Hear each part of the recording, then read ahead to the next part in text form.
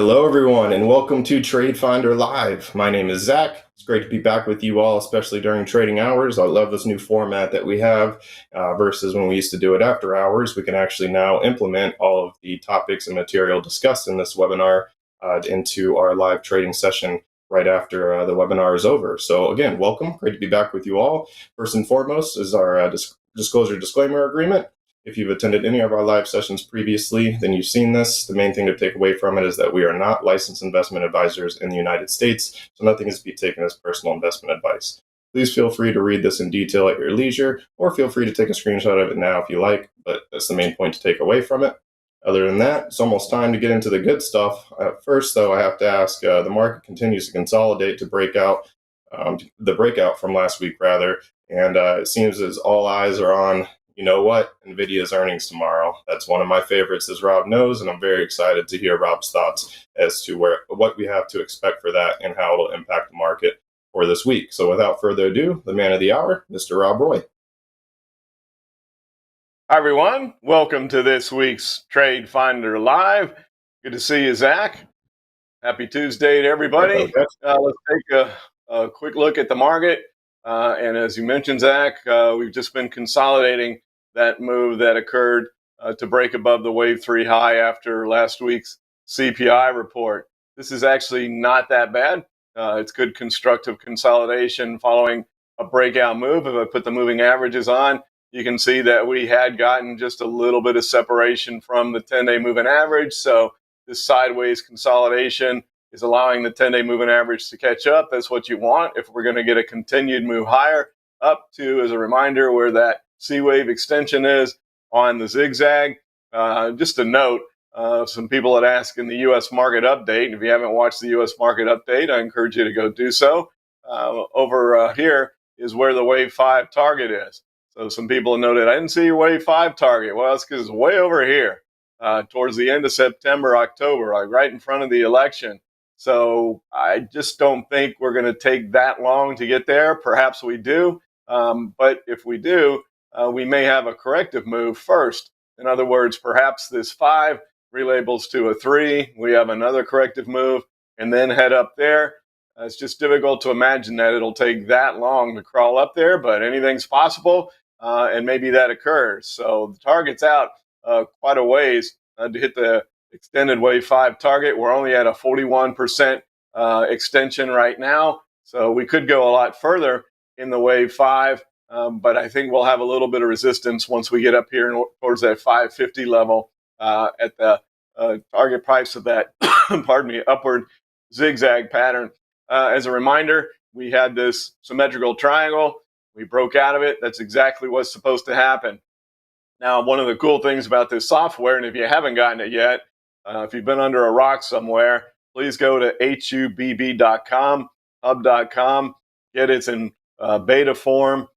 We get meetings every week now from the programmers, updates from the folks at Hub, and there's just more and more cool features that are coming out. But you can get it for free now in beta, nothing to download. It's all browser-based. I think most of you are aware of that by now, but if not, you're joining us for the first time, again, welcome, and please go do that.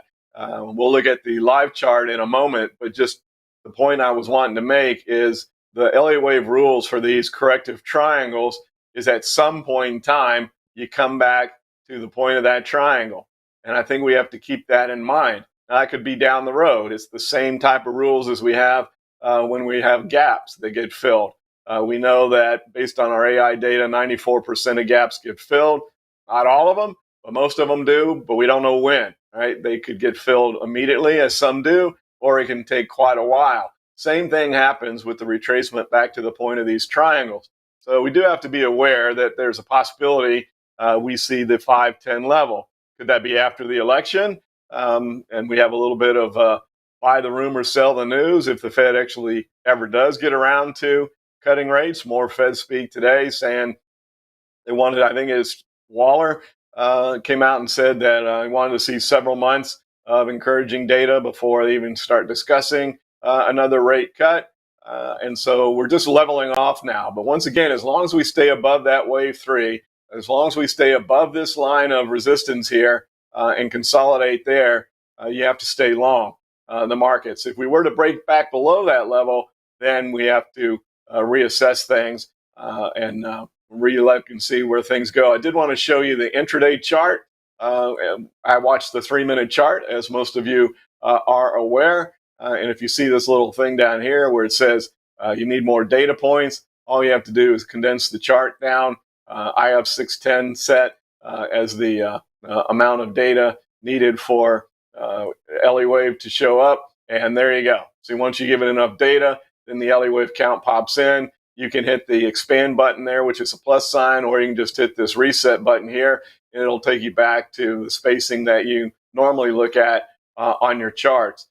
You can see that we did have a little bit of a blip down earlier. This low here intraday was right at the 61.8% level, and we bounced. But now we've broken that level. Now we're down here at the 70% level, so that's in danger of this intraday 5-wave pattern becoming disqualified. Right now, it looks like we want to rally into the close, but if we break much lower than that, all bets are off. Note that in Elliott wave rules, for those of you that may not be real adept in them, the wave 4 is still technically, by the letter of the law of Elliott wave, okay until we hit that 78.6% fib retracement, but Elliott in his works would always be concerned if the corrective move, whether it's in the B wave of a zigzag or the wave 4 of a 5-wave pattern, got to 70%, he felt like that gives you a greater chance that that pattern is going to become disqualified. So he was concerned once we got to 70%, albeit knowing the rules, that 78.6% still counts. It's a fib level. It's kind of the same thing in his writings where he didn't really believe too much in a 23.6% fib correction. He felt like that was more of a corrective move within the impulse, but not enough to warrant a zigzag pattern or any other sort of corrective move. It was just a move down and we would continue back up in that same impulse. So those are two things from his writings away from the hard, fast Elliott wave rules. So we did bounce from that 70% level. As you can see, we're just trading through for the past basically hour or so. This goes back to yesterday when we started this wave 3. Just go back to consolidating right around this 10, 30, and 50-day moving average. So all this stuff is on the intraday chart. So basically not much has happened today other than a little bit of a blip down, a couple little blips higher. But that's where we sit on the intraday chart. So let's go back and look at the daily chart. Not much else to say here regarding the SPY. So let's take a look at some of the other markets. Before we get to those, we'll take a quick look at the TNX. It is starting to move back up a little bit of a blip higher in rates. I think that's a concern as well. In the U.S. market update, the headline was that we have confirmed the wave 5, but we still need to be cautious. And the wave 5 being confirmed was because the wave 5 on that SPY chart was in purple. If the account or the algorithm was doubting that wave 5 was the current wave, it would have stayed green. So at any point in time, that wave 5 could end. So that's why so much importance to look at that support line that I was showing you. So the concern here is that this is a pretty darn well-formed 5-wave pattern on the TNX. And I posed the comment or the question in the U.S. market update as to I don't see what catalysts could drive rates up there unless we start to get some really hot inflationary data. I don't think the Fed wants to move. You've heard me say that over the last, since the CPI report came out, that the Fed wants to play politics. I think they would like to just sit on their hands and do nothing until after the election. I think that would be their preference. However, if their hand is forced, I wouldn't be surprised if we start hearing the whisper numbers of a rate hike again. But before that happens, we have to have some much worse economic data than we had last week with the PPI and CPI reports there. So for now, we have to keep an eye on that. Certainly a move up further in rates, even if we got back to these wave 3 highs here, back over here, then that would be a big negative I think for the equities market, maybe we can handle at least a move there. But if we break that wave 3 high and we start thinking maybe this is a wave 5 to the upside in rates, that would be a problem. And then we go look at the dollar and we have almost the exact same pattern. 50% retracement on the wave 4. I didn't like it when the dollar got up here towards those previous highs. As you can see, if we go back over to November, that's kind of where we were. Bringing the chart back, this wave 4 right at 50%. Same scenario here. We don't want to see a big increase in the dollar. Also would be difficult for the equities market. We probably wouldn't see that reflected until next quarter's earnings. We're right in the middle of earnings season. As Ag mentioned, all eyes seem to be on Nvidia's earnings after the close tomorrow. So we will look at a chart of Nvidia. I'll beat you to that. I'm sure somebody was going to ask about it in the Q&A, but I'll show it to you even before we get there. But if we start to see rates go up, and that would likely propel the dollar higher, those are both negatives and would be concerns for holding above that resistance level on the S&P. So if we look at some of our other markets, we look at the Dow through the DIA, same scenario here, but notice we're kind of testing that wave 3 high. But if I bring this arrow back, you can see that we are still sitting above that area, but we don't have the luxury of a little bit of room above this level like we did on the S&P. We're right on it. Same scenario, though. This is a little consolidation and testing what once was resistance to see if its support is okay. It just has to hold right here. We are allowing that 10-day moving average to creep back up, but we have to hold above this 400 level, this big round number. Again, the wave 5 in purple. So we are in a confirmed wave 5. So that means it could end at any time. So we have to keep an eye on that. And that's why we said caution is still important in the U.S. market update. So we broke above the wave 3 highs. We're confirmed in a wave 5, but that does not guarantee that we're going higher. And watching the dollar, watching rates, making sure that we don't continue to move higher is going to have a lot of effect on where we go, not just on the S&P, but on the DIA here as well. Taking a look at the Qs, obviously, when you look at the Qs, you would think they're probably going to have a little more of a struggle than the other markets if rates are creeping back up. But so far, okay. We got a little bit of a bid back into some of the big tech stocks. I don't know if we're going to see the runs like we did before, but at least we got a little bit of a move higher. And we are holding above this resistance level at the 450 level. So that high, I drew this arrow because that's another cool thing about the software is it reminds you of what you've looked at in the past. You don't have to go back and redraw all the lines. This is just from our discussions that we've had in these events in the past.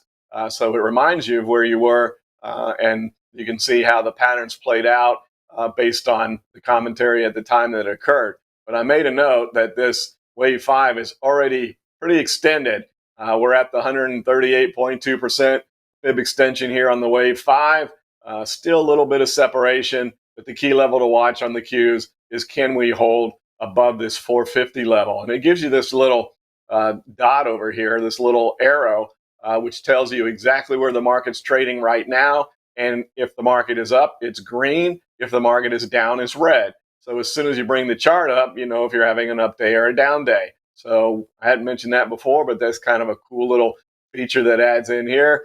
Not that big of a deal. You can look at the chart and see whether it's up or not, but it's kind of cool to know immediately when you bring a chart up if we are having an up day or a down day.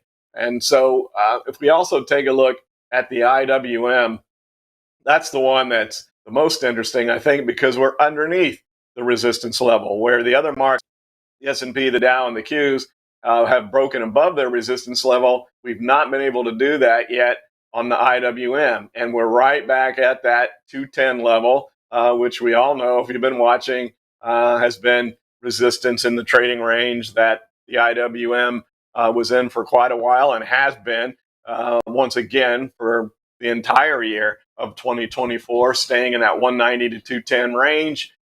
And if we can break above that level, we start a new range. The IWM likes to stay in these 20-point ranges, so you can almost set your clock by it. We had broken down to 170 to 190, as you know, and then back here, we had broken above that 190 level and tested it here in January, once again in February. We tested it again in April. So far, the 190 level has held as support, and we've tested breaking 210. This is the third time coming up. And just as a quick reminder, my personal mentor always talked about the third time a level is tested, the third time's the charm, so to speak, that whatever happens when you test a support or resistance level for the third time tends to happen or continue over the short to intermediate term. In other words, if we hold as resistance here and start back down, there's a high likelihood we're on our way back down to the point of this triangle, if not all the way down to this support level. However, if we do break above 210, then we're likely to continue higher. So whatever happens, the third time you test a support or resistance level is normally what the next short to intermediate term directional move is going to be. So watching this really closely to see if we are able to break above the 210. I say this over and over again. I repeat myself a lot, but I do that for a couple reasons. One is to emphasize the points, the rules that I follow, to share those with you. And the other is because we constantly get new people and they haven't heard it before. So if you've heard it 15 times, just bear with me, catching people up to date that haven't heard those rules before. So all eyes for me, not just on Nvidia, but the IWM. A lot of people, myself included, feel like the small caps are a good testing ground, if you will, for risk on, risk off, risk tolerances of the market. And if the IWM, if the small caps are doing well, normally that means the entire market in general is a risk on or a bullish scenario where if the IWM is not performing well, it's more risk off, or we could be looking a bit more bearish. So it's kind of a good indicator of where the viewpoint is of the market in general. So we'll keep an eye on that. We should look at the VIX. I did forget to put the VIX in, and y'all called me out on it in the market update. I forgot to put that in over the weekend. And there was some comments that, don't you think the fact that we're down here and you can see how long this has been support down here around the 12.5 level on the VIX, once again, for the entire 2024, we've had this, we moved up. We tested that resistance area on the VIX going all the way back to October, up here just below 22.5 in the 22 range. So we've kind of almost been a bit range bound, even though in the midterm we had this trend channel to the upside. We had a little breakout here that didn't hold, and we came back down and we broke to the downside again. I just want to remind everybody that just because we're down here at the lower end does not necessarily mean that the VIX is going to turn and move back higher, which would certainly be a negative for the market. The VIX is supposed to be just a volatility indicator, but y'all know how it works. It's more of a fear gauge because the highest percentage of the time when the VIX is going up, the market's going down, and when the VIX is going down, the market's going up. So it's more of a fear indicator than it is just pure volatility in the market. There is a rare time, doesn't happen very often, but an extremely rare percentage of the time, if we have just an explosion to the upside, you'll actually have a tick up in the VIX. That's how it's supposed to work, but it's more of risk on, risk off the majority of the time. So we have broken below 12.5 in the past. We've been down even below 10 if we've had a strong market rally. Can we do that this time? It's still possible, even though it may seem more conducive to a bounce higher in the VIX and therefore some negatives. Certainly, if we get rates to continue to move back to the upside, that would be a negative for the markets, and we'd probably see the VIX bounce and move higher. But for now, we're just sitting on support. It doesn't mean necessarily that we're destined for the VIX to move up. There is history that we could move lower. So catching you up to date on the VIX since I left that out of the U.S. market update over the weekend. Just an oversight. It will be back next week, I promise. So another one of the cool features in the software is we now have Bitcoin. And I know not everybody has that yet. We get it first. The programmers send it to us. So it's kind of a two-step beta form that we're doing right now. Anytime you create a new piece of software, as you know, there's going to be bugs, there's going to be things that need to get fixed. That's why it's in beta form.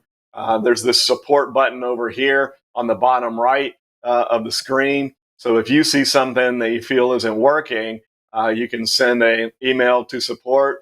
They prefer if you send a screenshot with it so they can see it, so that they know what's going on, and they'll fix it. But when we get these new data points, we were waiting a long time for the crypto people to get their software to talk to ours. So the programmers have worked that out. So we're testing it now. Then you guys will get it here very soon. And that'll be in the beta form as well before we move into the full release, or the hub folks move into the full release. We're trying to get above 70,000. We broke above it yesterday. We're kind of hovering in that range today. And this descending triangle, I just want to remind everybody that contrary to what you may read out there, a descending triangle does not necessarily mean a downside breakout. Any triangle can break any direction. Ascending, symmetrical, descending, they can all break either direction. So don't get caught up in that hype that a descending triangle means you're breaking down, an ascending triangle means you're breaking up. Either one of them can break either direction. So far it looks like we're making a nice move. Now you can see with that move yesterday, we did get a little separation from the 10-day moving average here. So a little bit overbought. So consolidating right here at this big resistance area around 70,000 is warranted. In fact, if you're long Bitcoin or any of the cryptos, this is what you want to see. You want to see some sideways consolidation here, allow the 10-day moving average to catch up, gain a little bit more momentum and energy, and then break above resistance. And if you're all wondering why, it's because of exactly what happens over here. You've heard me say this numerous times as well. You don't like the vertical moves, because when it goes vertically up, oftentimes comes vertically right back down. So we've been doing that a fair bit here with Bitcoin. We've been having these big moves. You don't want it to break resistance when you're already overbought, because the likelihood is it's not going to hold. So if you're long this market or any of the cryptos, which Bitcoin is still, even though there's thousands of other altcoins, et cetera, out there, Bitcoin is still the king. It's still Big Daddy. So most of them follow along with some various daily exceptions. I think Ethereum is still doing well today, so I'm sure that puts a smile on Zach's face.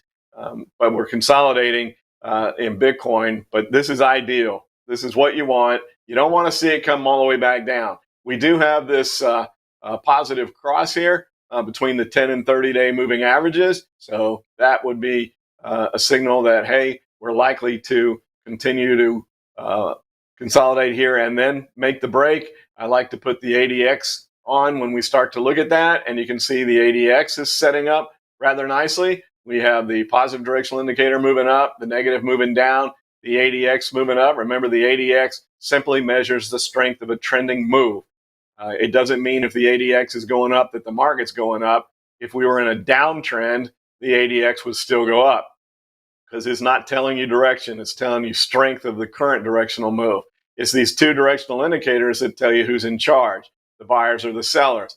And as we consolidated, there was some period of time here where the sellers were a little bit in control, and now they've given way. We had the crossover here. So the bulls are in control on Bitcoin. So that DMI would be suggestive that we do continue to consolidate here, and then at some point in time, try to break above that 70,000, and we'll be in clean air. I always use the racing analogy.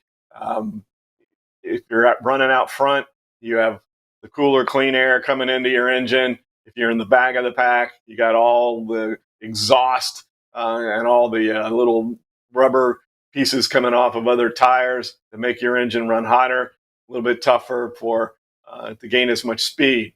So when you're out front, the clean air, that works as far as breaking above resistance. You're in clean air, and you can get exaggerated moves once you break above a major resistance point. So let's watch Bitcoin over the next few days and see if we do continue to consolidate and then make that break attempt to move to the upside. We'll probably talk about UNG and oil in the Q&A, but I'll just go ahead and show you oil now. We at least had a little bit of a tick back down today in oil. We're staying in this expanded triangle. I used to say the rare expanding triangles, but if you've watched a lot, you've heard me say this a few times as well, that over the last couple of years, I've seen way more expanding triangles than I've seen in the previous 20 years. It used to be rare that you would see one, but they still work the same way. It's just the points on the left side and the mouse on the right side, the opposite setup of what you normally see with a symmetrical triangle. But nonetheless, it still lends to a breakout. So which way are we going to break out in oil? I think the likelihood is that we move higher. You know, again, if you've been watching, that we completed this absolutely perfectly set up zigzag pattern to the downside, 61.8% B wave correction, yields a 100% extension. That's exactly where we went. And now we're forming this triangle. So we went up to the top of it, couldn't break out. And now with a little bit of a tick down, we're still right in the middle of the mouth of the triangle. So we're going to get a breakout in oil. There's no way to know which way it's going to be. We have a 50% wave for correction. So once again, you would lean towards an upside breakout. But Elliott himself also said no matter how well the 5-wave impulse pattern is set up, when you have a triangle, you don't pick a direction. So you don't lean towards, we're going to the upside. We can break either direction. I think there's less likelihood that we break lower just based on what OPEC has said. But if consumer demand falls off a lot, we could break lower. I don't think they'd let that happen for too long. They've said they've seen the end game. They know that there's a limited amount in the ground, and they want to make as much money as they can. So if we do break down out of that descending triangle, I don't think it would be very long before we start hearing production cuts out of the OPEC nations to try to get the price back up. So far, we're holding right here in this 75 range, which has been a point of support resistance. And we also have that wave 4 right there at 75 as well. So that's right where the 100% extension was, 50% retracement. It is a very good spot for oil to break higher if it's going to, but we just have to respect that it could go either direction. Let's go ahead and look at some of our recent case studies. We'll do one today, and at the end, Zach will show you how to post your own idea, which I think is fantastic here. I think it's a step above all that Reddit meme craze stuff, because you can post an idea, and rather than just being in some sort of a chat room with followers, you can have your followers here, but people can vote on your idea. And I think that's kind of neat. You post an idea and you're curious what other people think. They can come in and vote. Do they agree, disagree on your idea? And it gives you a chance to post as well. Zach will show you all that stuff at the end, as I said, however. But that's what's going on with oil. So still in this expanding triangle, waiting for which direction we're going to break out. Before we take a look at those case studies, let's just go ahead and bring Nvidia up. And my goodness, couldn't be more set up for what in the world is going to happen with Nvidia after the close tomorrow with their earnings. We've had a little bit of a run up to them, and we're right at that wave 3 high resistance. Can Nvidia come in with strong enough numbers to break above that resistance? We are at a fib level here, the 38.2% wave 4 correction. We've run right back up to resistance. Nice consolidation here going into earnings. There's the 10-day moving average, not a lot of separation there. So we're primed to go either way on Nvidia's earnings. If we break above that resistance level, we are set up for a continued move up to that wave 5. We take a look at the DMI. It's been kind of ho-hum, and I would create a little caution here on stepping in front of Nvidia's earnings report. Let's let it see what it does. Probably it'll be a pretty volatile move one way or the other after earnings. But the ADX has not responded at all to this move off that wave 4 low. And it being only a 38.2% correction, we could come down and set a new wave 4 low if it's a disappointing earnings report or if the market doesn't receive it well. I would have preferred to see this ADX move up a little bit. You can see by the directional indicators, there's the slightest of lean on the bullish side, but the ADX has not given any sort of a tick up. And there's enough data there on this move off that wave 4 low that the ADX could turn higher. The reason I say that is the ADX is a bit of a lagging indicator. The two directional indicators are more responsive to the day-to-day movements. And that's why I also like to look at the CCI. When you create a trading system, you want your technical indicators, your confirming indicators to complement each other. So if we talk about how the ADX can be a little lagging, we offset that by having the CCI, which is like the two directional indicators in the DMI, far more responsive to day-to-day moves. And I really like the way this has been programmed in the new platform.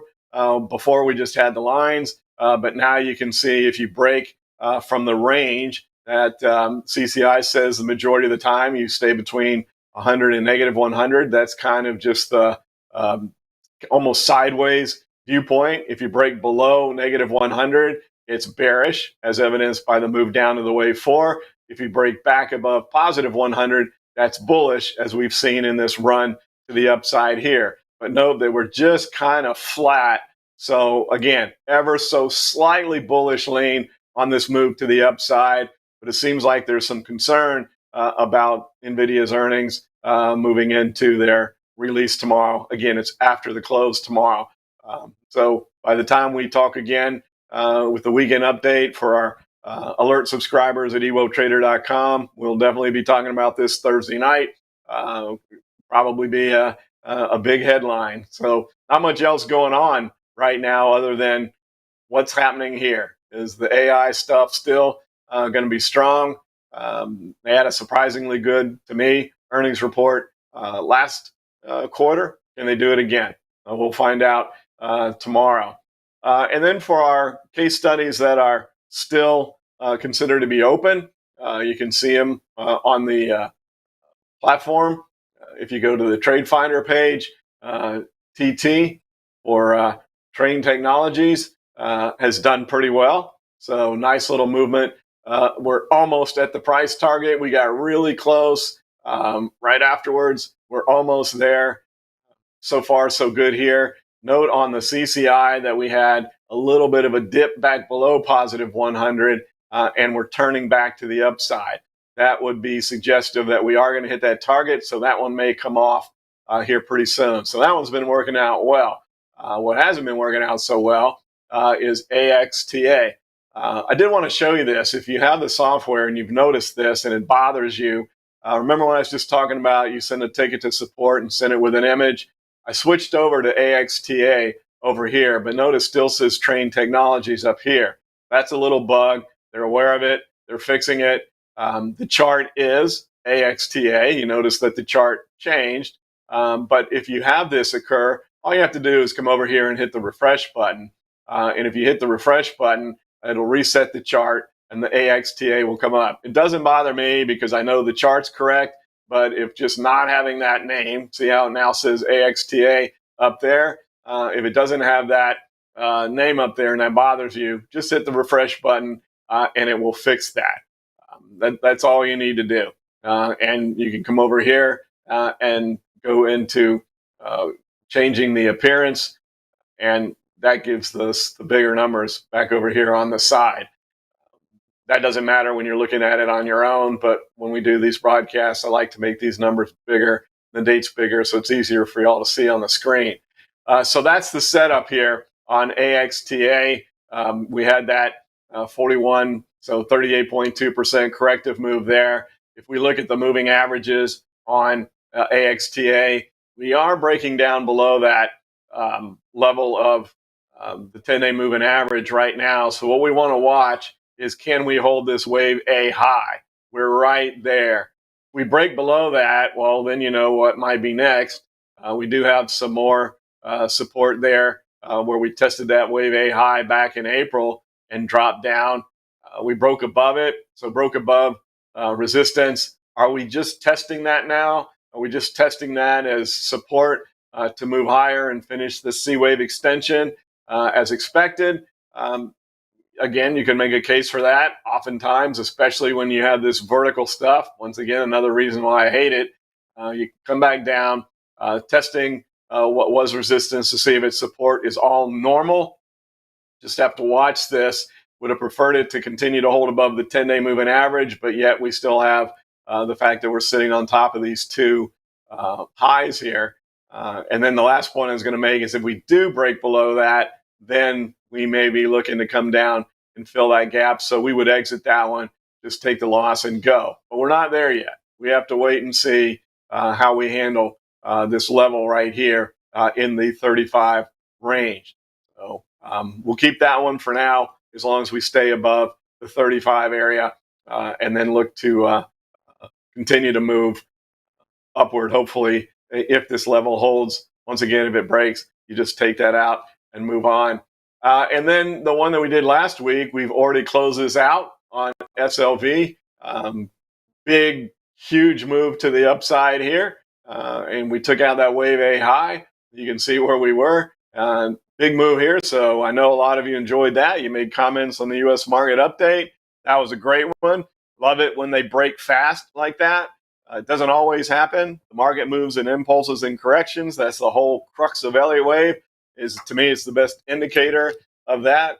I know some people say negative things about Elliott wave because the charts tend to relabel.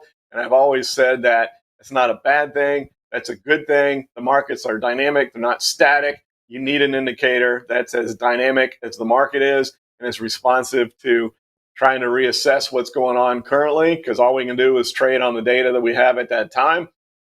So I love the fact that we can see some relabeling there. It makes you quick to make an adjustment to a trade. We talk about that all the time at evotrader.com with our alert subscribers, specifically on Thursday nights. So we got a little bit overbought here, and we'll wait and see if we come back down. Still pretty good separation here between where we are and the 10-day moving average. So we did the SLV instead of GLD because GLD had moved ahead. We didn't have that big spike up on silver yet that we had on GLD, or at least in the SLV. We got that. It's caught up. So they're kind of the same now. Well, we've talked so much in the past about how in the old days gold was the leader, silver would follow what gold did, and then for a while it seemed to flip-flop where silver was the leader. Now it seems like gold is back in control here, and silver is following. So that was the reason that we went with SLV, and that was the right thing to do. So that was a great one. That one's already been crossed off. That one's done. So the only two that we have left now are TT and AXTA. So hopefully you followed that one and enjoy that move. So that worked out extremely well. All right, so this week's case study, and as I said at the end, after we do the Q&A, we'll get Zach to come back and show you how to enter it. But we're going to look at, there isn't any sort of a signal from the AI today. Didn't find anything that had a high enough rating to where we would want to talk about it. We did talk about this yesterday with our Evo Trader Live. That's another live show that we do for alert subscribers at Evo Trader. Again, another time that we talk to you live during market hours. Thursday night is in the evening. So we try to set these in different times for people's schedules. But we want to talk to you as often as we can. You can see that we've kind of had this move to the upside here on GDX. So this is the miners. And they haven't quite, they're kind of moving here, but they haven't quite had the same move yet that we had on GLD and SLV. So I feel like that the miners will play catch up here. So this is a very similar thought process to what we did last week, thinking that SLV would catch up.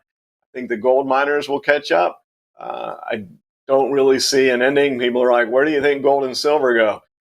Well, I don't have a crystal ball, but just my opinion, whatever it's worth.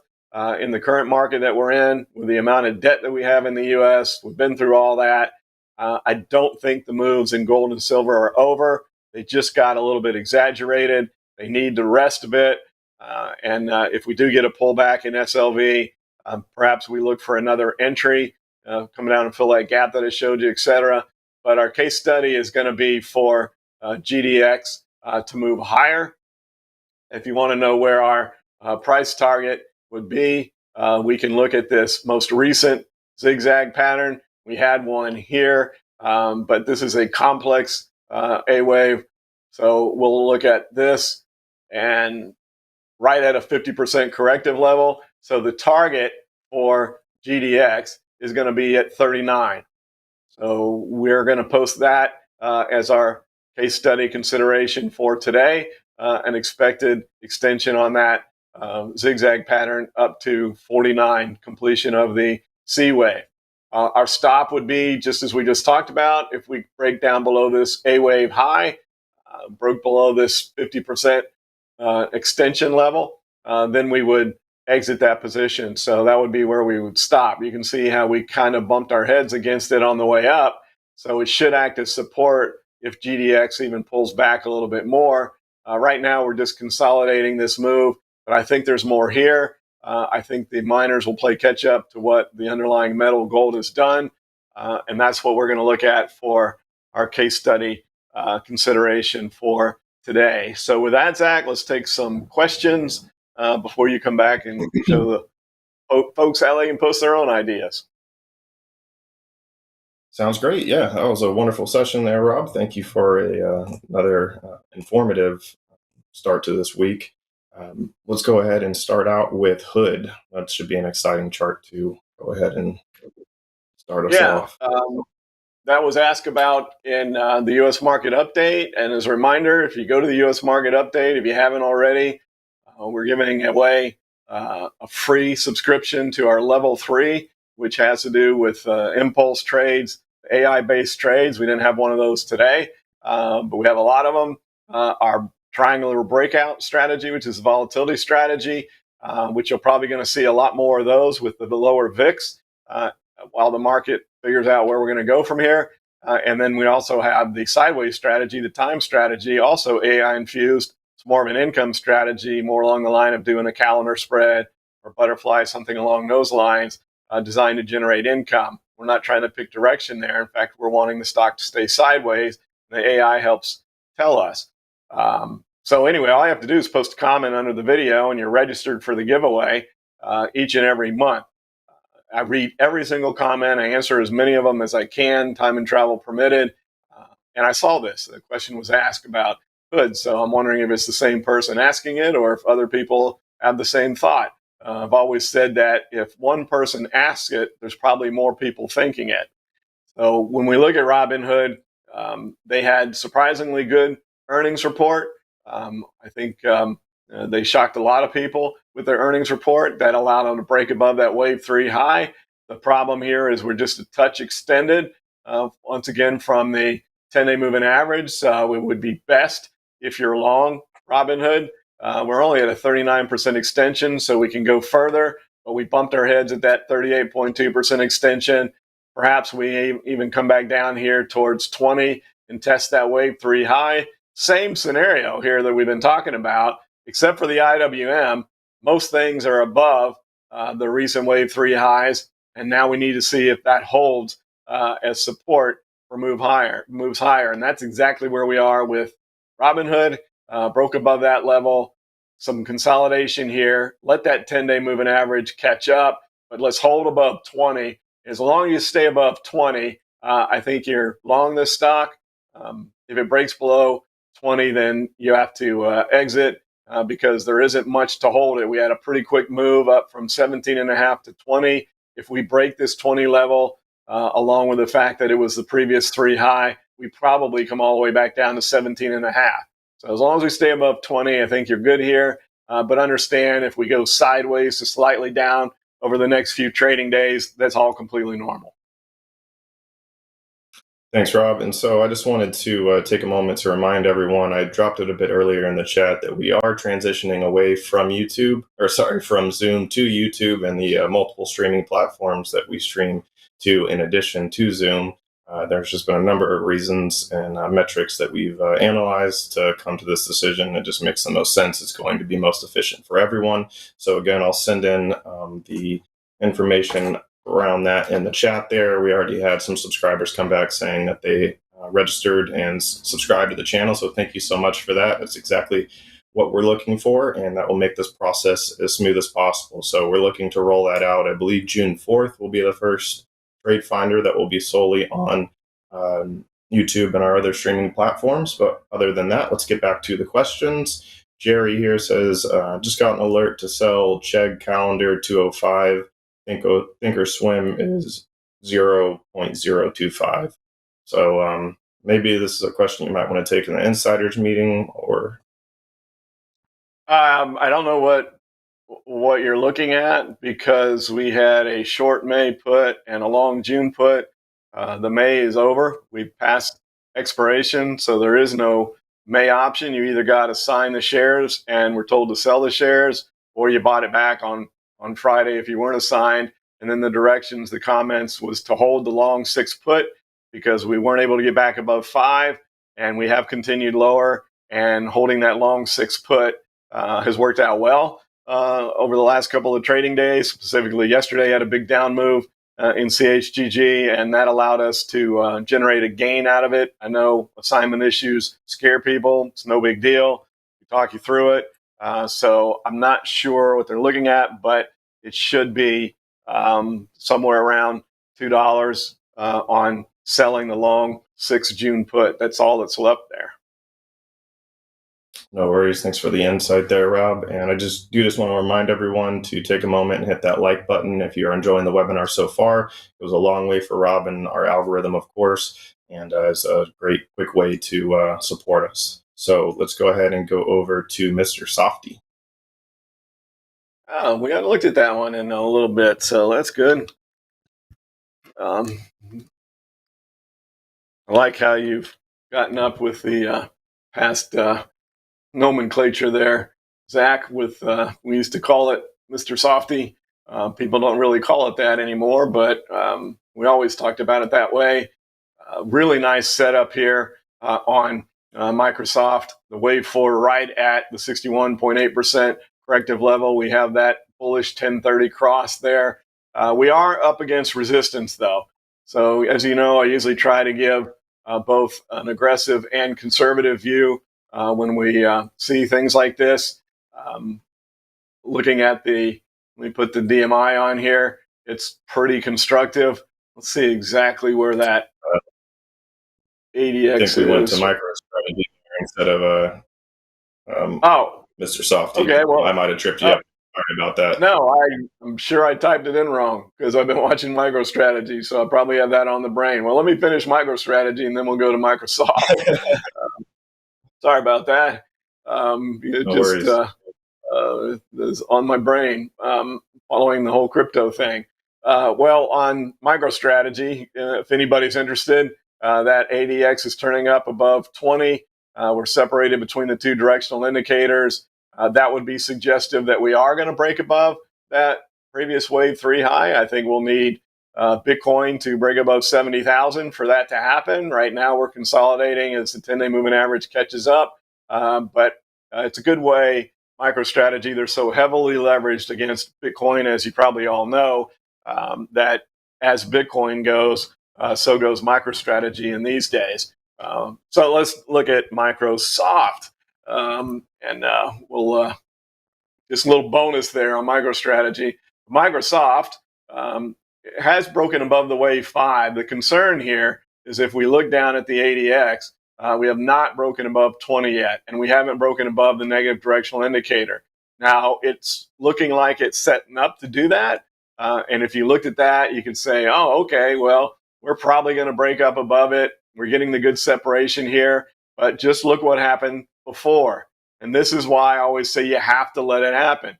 We had separation between the two directional indicators here. The ADX got right to 20 and just went dead sideways. Couldn't break above it, went lower, and we've just been playing around that 20 level. We need that ADX to break above the negative directional indicator and to clear 20.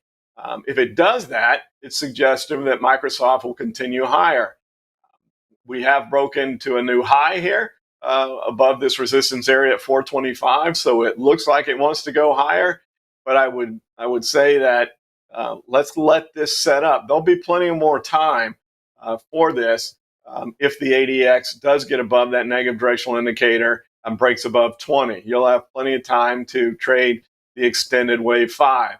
So for now, when you have this, at least for me, It's a big confirming indicator for Elliott Wave, and the fact that we broke above that 425 level. It's just one day, so we haven't had a follow through, a confirmation day yet, and we don't have that ADX where we need it yet. If both of those occur, if we get the ADX to break up above 20, and the negative directional indicator continues down, and we get a follow through day on that break above resistance at 425, Microsoft will be off and running again. And that may very well happen, but it's not there yet. So just be patient here. If you're already long this stock, then okay, go ahead and stay long as as you stay above 425. But if you're looking to get in, I'd wait. But if you're already in, you can stay there. Let's see if the DMI cooperates, the ADX specifically, and if we hold above 425. And if we do, we're good to go there. So, yeah, looks like it could be good, but we're not confirming it from the DMI yet. And that's part of my technical trading system. Love Elliott Wave. I think it's the best single indicator out there. But when you're building a technical trading system, I don't think it's smart for anyone to rely on one single indicator. You want a technical trading system. And so we have that, and we've added in AI on top of it to supercharge it, if you will. So that's Microsoft. Very well said there, Rob. Let's go ahead and check out RMBS. And so we're going back to the semiconductor sector, and that's for Bravo. RMB as in boy, S? Correct. Good old Rhombus. Gosh, I haven't heard this stock in a really long time. Blast from the past. Pretty interesting chart. We have a ascending triangle here, unascending triangle. Right there, you can see that level of support resistance through 60, and then a pretty nice set here of higher lows. So there's your ascending triangle. The bottom of the triangle is around 52, 6. So you're looking at an 8-point breakout move that's coming here. It does look like the wave 5 may have completed. And if it is complete because it didn't extend more than 100%, the expectation would be then to go back to the previous 4. And isn't it interesting that that's exactly where the 8-point breakout would be? So if we do get an upside breakout on Rhombus, and maybe Nvidia helps them, if they have a good report, we do get the upside breakout. I think we go back to that previous 4. There's your 8-point move that's forecast by the triangle. All that makes sense. It seems to be wrapped up in a nice, neat little package there. But as I've often said, you don't always get perfect setups. And even if you do, they don't always play out. We still have to remember that rule that I talked to you about earlier, that just because this is an ascending triangle does not guarantee that upside breakout. You would lean that way, but with the ADX confirming the consolidation in this triangle, meaning that the ADX is very low, that's what you want when you have a triangle. You want a lower ADX because that confirms consolidation. You've been consolidating for a while for the ADX to get that low, and it normally yields to a breakout. And when you have a breakout, you want the number of points to be 10% of the stock price. So we're looking for an 8-point breakout on a $60 stock. So 8 points is more than 10% of 60. So maybe even a strangle here would work. I don't know where the option pricing is here. I don't know if you can construct a good strangle. We'd have to look at the implied volatility. They may have pumped some into it because of Nvidia's earnings, which would negate that. You don't want to overpay for them. You want to get them when they're cheap. So I don't know if that's factored in, but I'll take a look at that afterwards, because other than that, it looks like a great setup. And it's also a stock that can move. So really good on whoever asked this question. We haven't looked at this one for a while, but it sure allowed us to cover a lot of rules going through and looking at this chart. Very cool. All right, let's do one or two more and show the setup. GDX. Sorry, I didn't mean to talk over you, Zach. No worries. Yeah, so I was give credit to Bravo Mo from YouTube there on the spot on Rhombus. That was an interesting chart to have your analysis on. Sorry, so you said one or two more symbols, and then we'll go through the case study consideration? Correct. Let's go ahead and go over to Rick from Zoom. I'd like to look at Oracle, ORCL. Yeah, another one that we haven't looked at in a while. So kind of some of the older school stocks here. Everybody wants to look at SMCI and Nvidia and all those. Nice move up in Oracle. Maybe some money is rotating. You saw Microsoft's chart. Maybe some money is rotating to the older big tech boys and some of the less, staying out of the less volatile stuff. We came down and filled that big gap up. We held right at the 61.8% correction. Now look at this DMI. That's what you want it to look like. That's what you want the DMI to look like. That is confirming this move higher. Now the negative side, and here's a good one for when I talk about being aggressive versus conservative. If you're aggressive, then I think you go long now. We got a positive 1030 cross. We are right at resistance, however, but that DMI is very suggestive that we are going to break above this wave 3 high in congestion at 125 and continue up to that wave 5 target. That looks to be in the cards. If you're slightly more conservative, we are a little separated here, so we might get a sideways or 2 day. That actually would be good for the suggestion that we're going to break above 125 and head higher in Oracle. So yeah, it's another cool one to look at. So again, if you're more conservative, let it actually break above 125 with a follow-through day. If you're aggressive, I think you can take a shot at it now. The problem is that if you go long now, you don't really have much in the way to hold it until we at least came down to the 50-day moving average. So you'd have to be willing to take a 4 or 5 point drop if we don't break above resistance. That would be where the risk comes in. But the suggestion is from the DMI that we will continue higher. So another neat chart to look at. One more, and then we'll bring you in. Yeah, with 1 minute left, we'll do this one last symbol here, and that'll be from J for PANW. Well, we looked at that one yesterday in our Elliott Wave Option Live show, talking about the earnings, and lo and behold, they disappointed again. Let me go ahead and refresh, so if that bothers people, we'll get PANW up there, and down we go, but we've recovered that so far throughout the trading day. You can see where we opened down here, and that was where we talked about yesterday. Support would be down here around 300, and if we couldn't hold 300, we might be coming all the way back down to that 275 level.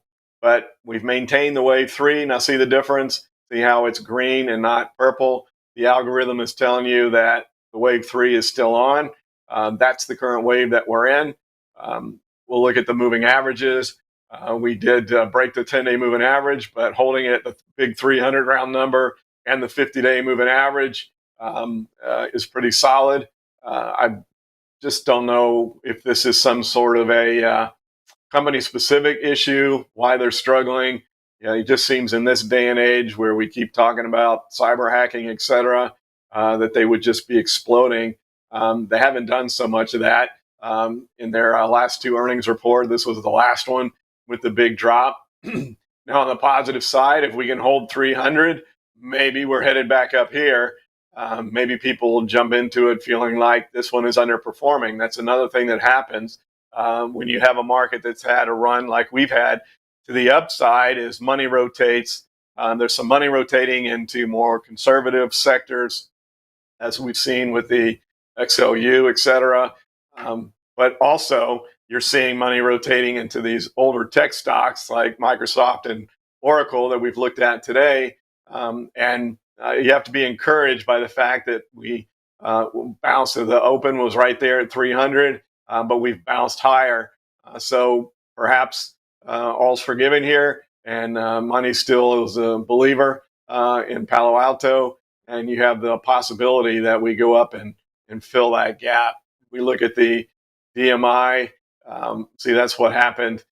We have the positive coming down and the negative going up. That's a concern. But I think if you want to try to trade this long, as long as you stay above 300, you're okay. But if we break 300, it's likely we come down to 275 rather quickly. So if you're long this stock, stay long above 300, and let's see if we do go up and fill that gap. But it wasn't the big blast off move that was hoped for on earnings, but it didn't sell off hard either like it did on the last earnings report. So that's encouraging that it's held 300. We'll see where it goes from here. All right, Zach. So show the folks how they can post an idea. I'll post GDX. Yeah, that sounds great. I was going to say that was awesome, Rob. Very informative session. I know we just got under 2 hours left in the trading day, so I won't spend too much time. I know we all have to get back here, including myself and Rob. So real quickly, what we see here is a menu, a jumping off point of what the platform has to offer. And one of my favorite things to quickly go to here is the themes. This will give you an idea, maybe create some curiosity in certain sectors, or just also motivate you to look at different symbols if it's something you typically don't trade or anything along those lines. I feel like this is just such a great way to see what the community is thinking and also find ideas for yourself there. So again, we won't spend too much time on this platform demo today. There are more demos coming here soon. I do quickly want to show you here the difference between a post and an idea, like I have in the prior sessions. What we see here are posts, and essentially I like to equate posts to a draft idea. So when we click over here on this light bulb for the ideas, we'll come over to all of the ideas here. And we can click new idea to create an idea, which is what we're about to do, or create a post. If we hit create a post, this is essentially a discussion board. It's a draft idea, as if you were not ready to fully execute the position yet. When you're submitting an idea, you can equate it to paper trading, as if you are fully in this position. All of the data is real time, real information. The whole transaction is complete real time, and is exactly what would occur if the capital you had on the line was real, if you had actual risk on the line. However, a post can be looked at as a draft idea, as if there might be some parameters that are not quite fulfilled. If there's certain things you're looking for a pattern to play out for until you might enter that position, then you'd want to go with a post. But for today, let's go back to the idea. Cancel, yes. And as what Rob said, we are going with GDX to move higher. And I believe that target price was, what was that, 39, Rob? Correct. And so we'll type in the symbol here of GDX. Target price 39. Time frame on that. Let's go three months. Let's give it plenty of time. 3 months. Again, quickly, just real to show everyone here, we have the preset quantities or intervals of time. If you need something more custom, you can go down to the specific day that you need. But Rob said 3 months here for this. And we will come back to make this pretty after this webinar excuse me, is complete. So I'll hit save as draft for now. And I'll be able to come back in here to my ideas and click on unpublished. And I will be able to then publish this idea with its full beauty once we have the time to add that to it. So again, this was just a quick demo. We're only 5 minutes after, and there's so much exciting content to cover around this platform. The overall feature functionality continues to grow. As Rob has mentioned, the cryptos are super exciting to have that only we have at the moment, but very soon we'll be able to turn that on for our subscribers, which we're very excited for. So we'll go ahead and wrap up this session at that, I think, unless Rob has anything else for you. We can't thank you enough for taking the time to attend live with us. We know how valuable your time is now, more than ever, especially now. And so we greatly appreciate you allocating this time to this session. Again, one final reminder, and I'll shut up before passing back over to Rob, is that we are moving away from Zoom completely. So I'm going to send that in here to the Zoom chat for registering and becoming a subscriber on YouTube, which we will eventually be fully on come June 4th. So back over to you, Rob. Thanks, Zach. And just to echo that, just as we've grown in viewership and subscribers, just been having some headaches from Zoom. YouTube is much easier to work with, and I think everybody will find that it's a lot easier as well. So I second that. Go set yourself up on YouTube and be viewing that only in the future, and it's just simply because it's functioning better for us, and that's what it really amounts to. So I think this was a great session. Kudos to all of y'all that were watching. Those were some great symbols, and gave me an opportunity to share a lot of rules, etc. So Another great trade finder. Enjoy the rest of your week. Let's see what Nvidia has for us tomorrow night, and we'll be talking about that for Thursday night's insiders with our alert subscribers. So take care, everybody. Enjoy the rest of your day.